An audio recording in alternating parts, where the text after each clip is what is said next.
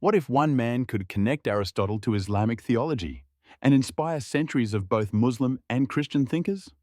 That man was Al-Farabi, the second teacher after Aristotle. Philosopher, scientist, linguist, and political theorist. Al-Farabi didn't just write about the world, he tried to perfect it. Al-Farabi was born around 872 in Farab, in what is now Kazakhstan. He later studied in Baghdad during the height of the Islamic Golden Age, where translation, science, and philosophy thrived. He became fluent in Arabic, Persian, Greek, and Syriac, enabling him to study the original works of Plato and Aristotle. But he wasn't just a translator. He was a synthesizer of knowledge, blending logic, spirituality, and science into one worldview. Al-Farabi worked across many fields, including philosophy, especially metaphysics and ethics; logic, refining and organizing Aristotle's methods; political science, proposing models for the ideal society; music theory, writing one of the most advanced treatises of his time; psychology and cosmology, exploring the soul and the structure of the universe. He believed knowledge should elevate the soul and society should reflect reason and virtue, not just power. His most famous works include Al-Madina al-Fadila, the Virtuous City.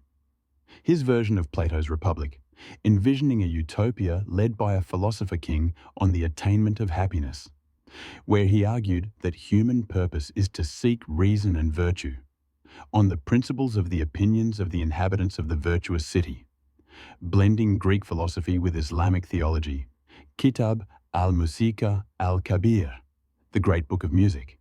A scientific and psychological analysis of sound Farabi believed the ideal society is one governed not by wealth or coercion, but by wisdom, justice, and unity of purpose. Al-Farabi's ideas shaped Islamic philosophy, influencing Avicenna, Al-Ghazali, and even Maimonides. But his impact didn't stop there. His works were translated into Latin and studied in Europe, especially by scholars like Thomas Aquinas. He bridged Greek thought and Islamic theology, showing that reason and faith could coexist. He didn't just preserve ancient philosophy, he expanded it, customized it, and reimagined it for a new world. Today, Farabi's ideals resonate more than ever. A society guided by ethics, not power; education as a path to happiness; music as more than entertainment; a tool for the soul; harmony between science, faith, and governance.